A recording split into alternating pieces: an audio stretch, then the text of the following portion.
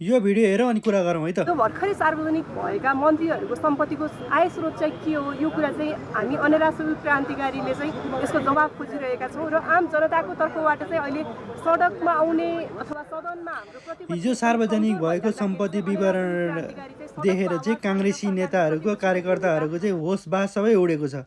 हेर्नुहोस् त सडकमा आएर कति रमिता देखाइरहेछन्। हिजो शेरबहादुरको घरमा केपीको घरमा चाहिँ पैसाको डङ्गुर जल्दाखेरि चुक्क नबोल्ने यस्ता झोले कार्यकर्ताहरू 35 वर्षसम्म आयकर उठाउने एउटा सिस्टम बनाउन नसक्ने तिमीहरूका बाउहरूले आज आएर चाहिँ प्रशंसा गर्न मिल्छ? आफ्नो मेहनतले आफ्नो चाहिँ कर्मले चाहिँ कमाएको पैसामा चाहिँ तिमीहरूले आँखा लाउने तिमीहरू को हो? झोलेहरू। सक्छौ भने तिमीहरूको बाको घरमा जलेको पैसाको चाहिँ छानबिन गराउ न, हिक्मत छ? तिमीहरूको सिस्टममा त कसैको छानबिनै हुँदैन भनेर तिम्रै नेताले भन्न छन् त अस्तिसम्म।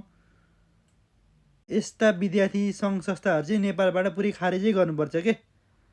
35 वर्षको प्रधानमन्त्री, 34 वर्षको गृहमन्त्री र 55 वर्षको चाहिँ विद्यार्थी, यिनीहरूको काम धन्दा के हुन्न, लुटेर खाने बाहेक के हुन्न। यस्ता विद्यार्थी सङ्गठन चाहिँ चाँडोभन्दा चाँडो चाहिँ खारेज नगरेसम्म चाहिँ देशको शैक्षिक स्थिति चाहिँ कहिले सुधार आउँदैन।